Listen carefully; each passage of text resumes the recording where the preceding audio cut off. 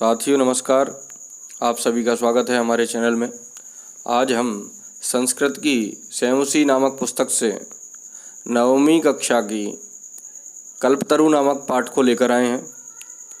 तो जानेंगे आज कल्पतरु पाठ के बारे में। तो शुरुआत करते हैं कल्पतरु नामक पाठ की। अस्ति हिमवान नाम सर्वरत्न भूमिर्नगेन्द्रः तस्य सानोरुपरि विभाति कंचनपुरम नाम नगरम। अस्ति अर्थात है, हिमवान अर्थात हिमालय, नाम माने नाम का, सर्वरत्न भूमिर नगेंद्र सर्वरत्न भूमि अर्थात सभी रत्नों का उद्गम स्थल, नगेंद्र अर्थात पर्वतराज। तो इसका अर्थ है सभी रत्नों का उद्गम स्थल पर्वतराज हिमालय है। तस्य सानोरुपरि, तस्य माने उसके, सानोरुपरि उसके ऊपर, विभाति कंचनपुर नाम नगरम सुशोभित होता है कंचनपुर नाम का नगर, अर्थात उसके ऊपर शिखर पर कंचनपुर नाम का नगर सुशोभित है। तत्र जीमूत केतुरिति श्रीमान विद्याधरपति वसति स्म। तत्र माने वहाँ श्रीमान विद्याधरपति जीमूत केतु रहता था। तस्य गृहोद्याने कुलक्रमागतः कल्पतरु स्थितः।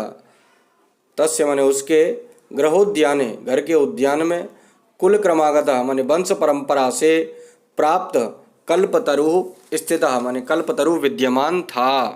राजा जीमूत केतु तम कल्पतरुम आराध्य तत्प्रसादाच्च बोधिसत्वांश संभवम जीमूत वाहनम नाम पुत्रम प्राप्नोत।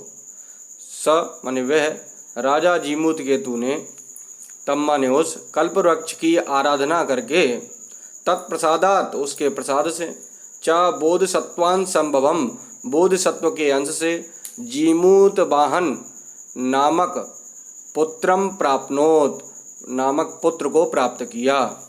स महान दानवीरः सर्वभूतानुकंपी च अभवत्। तस्य गुणैः प्रसन्नः स्वसचिवैश्च प्रेरिता राजा कालेन संप्राप्त यौवनम तम यौवराज्येऽभिषिक्तवान्।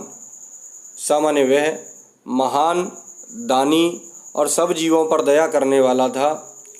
तस्य गुणैः उसके गुणों से प्रसन्न, सचिवैश्च प्रेरिता सचिव अर्थात उसके गुणों से प्रसन्न होकर तथा उसके मंत्रियों से प्रेरित राजा ने युवावस्था आने पर उसका अर्थात जीमूत वाहन का राज्याभिषेक कर दिया। यौवराज्ये स्थितः सः जीमूत वाहनः कदाचित् हितैषिभिः पितृमन्त्रिभिः उक्तः, युवराज योऽयं सर्वकामदः कल्पतरुः तवोद्याने तिष्ठति स तव सदा पूज्यः। यौवराज्य अर्थात युवराज्य का पद प्राप्त करने पर स जीमूत वाहन, वह जीमूत वाहन से उसके हितैषी पिता तथा मंत्रियों ने कहा कि हे युवराज, जो यह सभी इच्छाओं को पूर्ण करने वाला कल्पवृक्ष तुम्हारे उद्यान में है, वह सदा तुम्हारा पूज्य है। स एव सदा पूज्य, वह सदा तुम्हारा पूज्य है। अस्मिन् अनुकूले स्थिते शक्रोपि नास्मान् बाधितुं शक्नुयात् इति। इसके प्रसन्न रहने पर इंद्र भी हमें बाधा नहीं पहुंचा सकता, अर्थात कल्पतरु के प्रसन्न रहने पर इंद्र किसी प्रकार की बाधा हमें नहीं पहुंचा सकता, ऐसा उसने कहा। आकर्ण्य तत जीमूत वाहनः अंतर्चिन्तयन् अहोबत ईदृशमपरपादपं प्राप्यापि पूर्वैः पुरुषैरस्माकं तादृशं फलं किमपि नासादितुं किन्तु कैवलं कश्चिद्देव कृपणैः कश्चिदपि अर्थोत्थितः। ऐसा सुनकर आकर्ण्य तत् आश्चर्यचकित होकर, ऐसा सुनकर जीमूत वाहन ने मन में सोचा आश्चर्य से, अहोबत ऐसे अमर वृक्ष को प्राप्त करके भी हमारे पूर्वजों ने ऐसा कुछ विशिष्ट अर्थात विशेष नहीं मांगा, लेकिन कुछ गरीब लोगों ने थोड़ा धन मांगा इस कल वृक्ष से। भीष्टम साधयामि इति एवमालोच्य स पितुरन्तकम् आगच्छत्। आगत्य स सुखमासीनं पितरमेकान्ते न्यवेदयत्। तात त्वं तु जानासि एव। इसलिए मैं तदास्माकम, इसलिए मैं इस वृक्ष से इच्छित मनोरथ सिद्ध करता हूँ।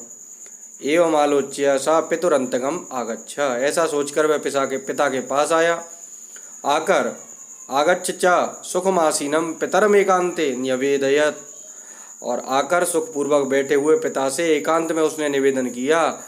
त्वं तु जानासि एव, आप तो जानते हैं कि यदस्मिन् संसार सागरे आशरीरमिदं सर्वं धनं वीचिवच्चञ्चलम् एकः परोपकारः एवास्मिन् संसारे नश्वरः यो युगान्तपर्यन्तं यशः प्रसूते। यदस्मिन् संसार सागरे, इस संसार रूपी सागर में, आशरीरमिदं सर्वम, शरीर सहित समस्त धन लहरों की तरह, सर्वधनम बीचिवत् चंचलम, तरह अस्थिर अर्थात नश्वर है, नश्वर अर्थात नाशवान। केवल एक परोपकार, केवल एक परोपकार ही संसार में अनश्वर है, जो कभी नष्ट नहीं हो सकता।